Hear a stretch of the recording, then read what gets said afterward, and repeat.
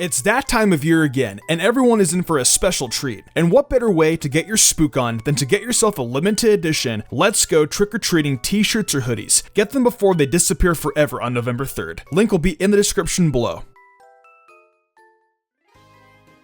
Mythical Pokemon. The Pokemon that can't be obtained via regular gameplay. These Pokemon can only be obtained by special events or distributions. A lot of us Pokemon fans have never been able to properly obtain certain mythical Pokemon due to Pokemon only having a select handful of event distributions for a lot of these mythicals. Over the past few years though, there have been Wi-Fi events for these Pokemon and some have been easier to obtain because of these. But if you're like me and remember back in the days of Generation 3, you remember not being able to get some of these mythical Pokemon due to the events only being available in some spots. I have some of these mythical Pokemon, but not all of them. Mythical Pokemon are just rare treasures, and a lot of them are also greatly designed and dominate the competitive scene. Because I want a lot of these mythicals, I decided to make a worst to best list of the ones I like the most. I may not have a lot of these, but I can still make a list of my favorite ones, and after the video is over, be sure to comment down below your mythical Pokemon rankings in the comments below. Without any further ado though, let's begin these rankings.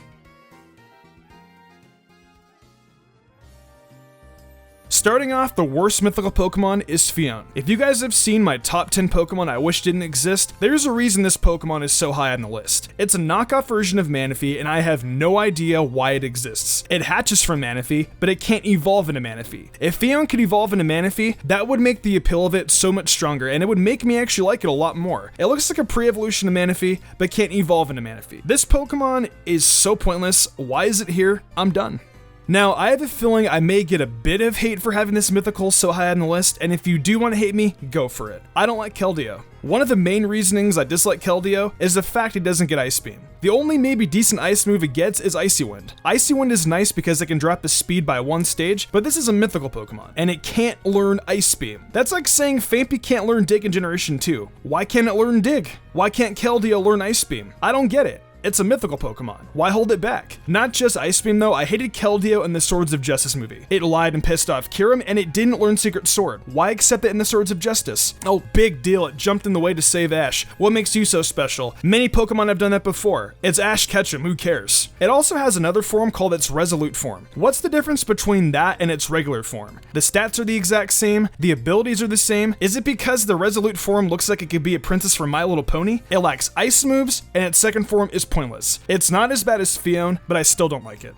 The first time I saw this Pokemon, I kinda questioned what it was. I remember it just kinda popped in at the end of 2014 when Omega Ruby and Alpha Sapphire came out. It was just kind of dropped on us like, hey guys, brand new Pokemon. Oh, okay. New Pokemon games? Nope, not until 2016 when Sun and Moon came out. To me, I think that Volcanion was dropped at the wrong time and it made my impression of this Pokemon not a very good one. For the entire year of 2015, we didn't get a single bit of news for Pokemon and we were honestly just left blank. I will say this though, I think its typing of Water and Fire is cool. It's a unique typing and it's fun to use and competitive, but I feel the timing of it could have been a lot better. When I think of Alola, I think of Water and Fire types because of the water and volcanoes. If Volcanion would have dropped maybe a few months before the announcement of Pokemon Sun and Moon, it would have hyped up the games a lot, as it would have been more of a hint that the games would take place in Hawaii. Its overall design just doesn't have the same effect as, say, Zahrahora. Zahrahora was kind of dropped unexpected too, but its design lived up to its hype. To me, Volcanion does not.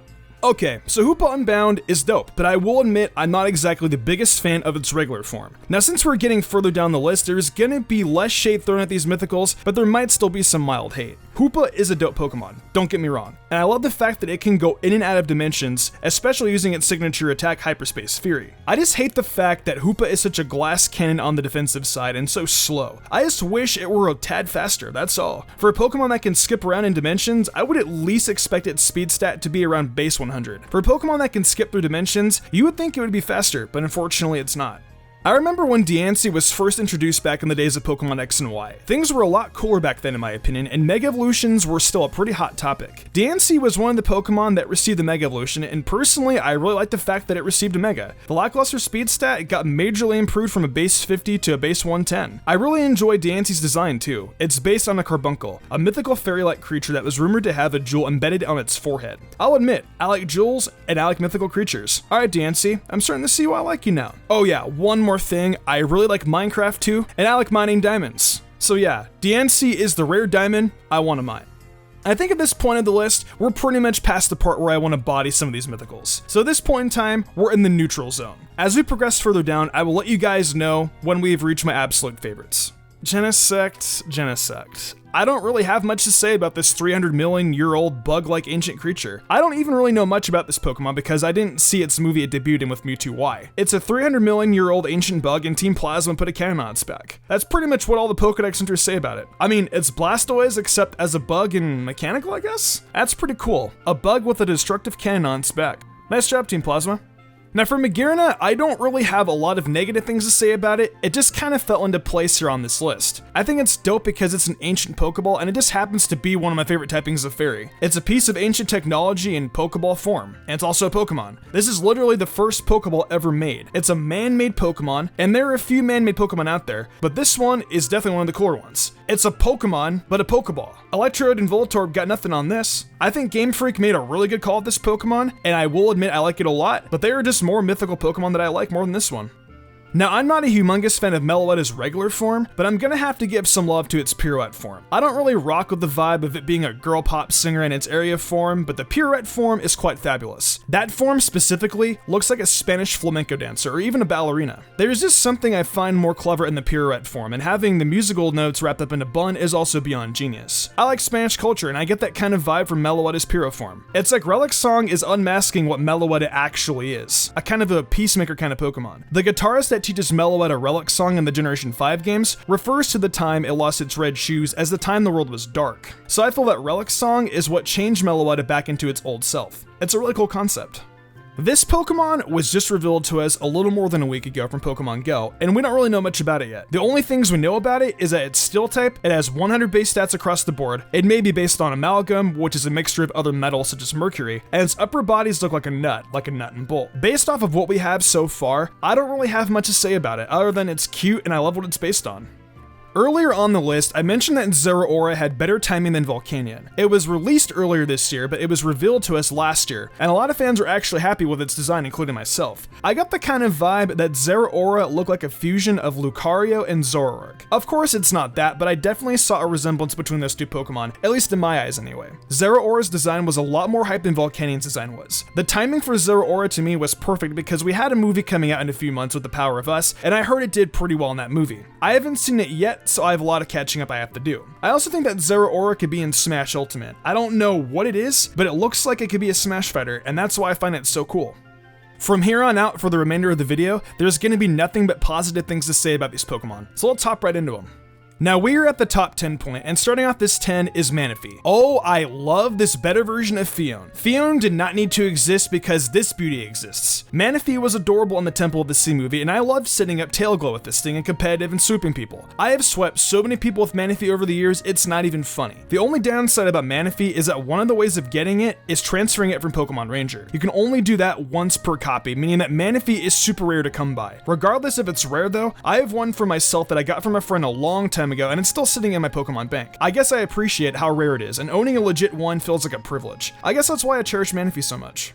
Now, some people are going to argue with me and say that Deoxys isn't a mythical because of Oras, but I disagree. It is still a mythical and always will be a mythical, and because of that, Deoxys will be on this ranking list. Now hear me out. I hate the fact that back in Generation 3, you needed to go to a specific event in order for you to get Deoxys. That's the only thing I particularly dislike about getting Deoxys. As a Pokemon though, I loved it in Destiny Deoxys, and I still have the movie on VHS from 2006. I think that's actually the last Pokemon movie I've actually bought. The other Pokemon movies I've either seen on Cartoon Network or on the internet somehow. Deoxys is also based off of DNA, or deoxyribonucleic acid. I'm not much of a science guy like Bill, but that's pretty cool in its own right. This is definitely one of Pokemon's more clever concepts. Oh, and one more thing, Deoxys defense is the best form, and follow me on Twitch because I'm shiny hunting Deoxys over there. I have wanted a legit shiny Victini for a long time. To be honest with you guys, the Victini I owned is Gen. The way how you can get Victini is very interesting, and after finding out how to actually get one from watching Chuggaaconroy's Let's Play, it made me like Victini even more. Victini just seems like such a lonely Pokemon, and it just needs a friend. I want to be its friend. It's so adorable, and its shiny form is to die for. I really wish I could get its shiny form, like you guys have no idea. Competitive-wise, Victini is also very fun to use. Just throw on a Choice Scarf with Vicreate and you're taking lives. Victini, I think, is also one of my favorite Generation 5 Pokemon, so I'm actually really glad I was able to throw it on the higher numbers of this list. I remember as a kid hacking in the action replay event for this Pokemon. I remember thinking how cool Darkrai was and how bad I wanted to get one, but as a kid, I couldn't go to the event at Toys R Us. I borrowed my friend's Action Replay and put the event on my Pokemon Diamond game. I think it was Diamond, I can't remember. Soon after I got the Darkrai, I remember just being this annoying brat, battling my friends and spamming Dark Void to put my opponent's Pokemon to sleep. I remember seeing them so frustrated and me just laughing hysterically at them. Well, karma got me and my friend did the same strategy to me and I got extremely mad. I love Darkrai because it made me learn my lesson and I was able to get some laughs out of it. Oh Lord Arceus, please do not get mad at me for not putting you at number 1 on this list. The reason Arceus isn't higher is because obviously I like more mythicals than it, but that doesn't mean I dislike Arceus, that's why it's higher to begin with anyways. I love how with Arceus there are elemental plates of every type for it that change the typing of Judgment. You can run Judgment however you want and its overall typing changes along with the typing change of Judgment too. Competitive wise, you can just set up Swords Dance and begin to terrorize your opponent with extreme speed and Judgment of whatever typing you want. Arceus also has 120 base stats across the board, so talk about a god tier Pokemon. Way back last year in 2017, I did a video about Marsh Shadow, which is based off of a Shadow Boxer. In that video, I went into its origin details, and honestly, I had such a great time creating that video and doing the research for it. Marsh Shadow lurks in the shadows, copying its opponents, and uses their moves against them. It mimics its opponents to use their moves against it. I love Marsh Shadow. This is easily one of my favorite Alolan Pokemon as well. Mew is utterly adorable. Seeing it in Pokemon the first movie, constantly flying around and playing all over the place, made me realize just how cute this Pokemon is. Then there was the fight with Mewtwo, where Mew convinced it that it doesn't matter where you come from or what you are. It was such a beautiful movie and scene to watch. Mew is also said to be known as the ancestor of all Pokemon, that is why it can learn just about every move there is to know. Mew is related to all the Pokemon one way or another, and I find it so fascinating in Pokemon lore. Mew is one of those Pokemon where I want to know more about it, and I can watch Pokemon the first movie about 100 times without getting tired of it bouncing around and looking cute. Mew is easily one of the cutest mythical Pokemon out there. So, Shaymin is pretty cute, both sky and land forms. Shaymin is so low on the list, not just because of how cute it is, but because Shaymin is one of the Pokemon I have used most in the competitive scene. I have used Subleech Seed, I have used Life Orbs on it, Choice Scarfs, Specs. I have used Shaymin so many times, and I have even drafted it a number of times whenever I have done Draft League format battling. Shaymin is just so versatile with the types of attacks you can run on it, that I have practically used Shaymin in almost every way possible when it comes to using it in battle. Though I have used Shaymin so much in battle, I also will admit that I did enjoy Shaymin and Giratina in the Sky Warrior, but that voice for it drives me up the walls. I guess I like the fact that it took a lot of trial and error for Landform Shaymin to transform into Sky Shaymin. I actually like the aspect of the movie. Fun fact too, I actually prefer Landform Shaymin over Sky. To me it's just cuter. Celebi used to be my favorite mythical Pokemon, then another Pokemon came in and kind of trumped it as of recent. I love Celebi for a multiple number of reasons. Pokemon Forever was a fantastic Pokemon movie, there was a shiny Celebi in the Pokemon Mystery Dungeon series, it had a crush on Grovyle, and because of the fact it's just an adorable little time traveler. Now you can obtain Celebi legit too on Virtual Console Pokemon Crystal on the 3DS. I always hated I was never able to get Celebi when I was younger. Now since I can get it legit, it makes me even happier. You can definitely bet I'm going to be soft resetting for this baby in Pokemon Crystal. Celebi is just one of those Pokemon that was never really obtainable, and I'm really happy people can finally get one for themselves.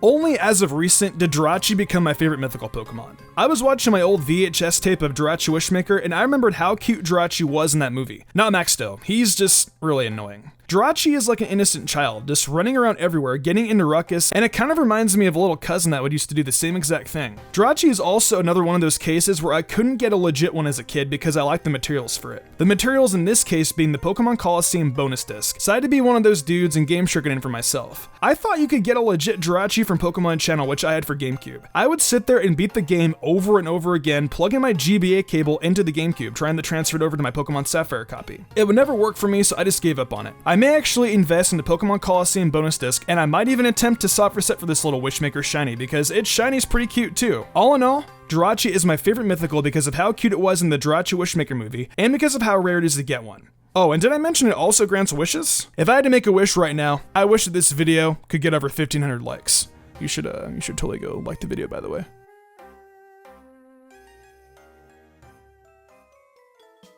Well, those were my rankings of all the mythical Pokemon. That was a long video, and I put in a lot of time into it, so I hope you guys did enjoy. I know I bashed a couple mythicals on this list, but don't hate me too much for it. You can't tell me some of you guys don't despise Fiona. I know I'm not the only one. Mythical Pokemon are just so rare, and it would be super awesome to own all the mythical Pokemon someday. Some mythical Pokemon are just more treasured than others because of their rarity. That's why some of the rare ones are lower on my list. But yeah, that was my list of ranks for the mythical Pokemon. What's yours? Share yours in the comments below. If you enjoy the video, why not leave a like and subscribe to my channel with notifications on, that way you never miss an upload. If you want to support me further, consider following my Twitch where I stream a lot of Pokemon content and Nintendo content like shiny hunting, showdown battles, even Pokemon Mystery Dungeon Explorers of Sky speedruns. Zelda, Fire Emblem, you guys name it, I play it. Want to support me further and gain cool perks? Check out my Patreon. Fly Jubilee, Dan Leone, Lady Crimson, Derby Poster, and Jarrett Ruiz Austin did, and I wanted to thank them personally for going above and beyond. It means the world to me. I think I'm gonna wrap this up though. I'm MysticUmbreon, and I will see you in the future for more awesome Pokemon content.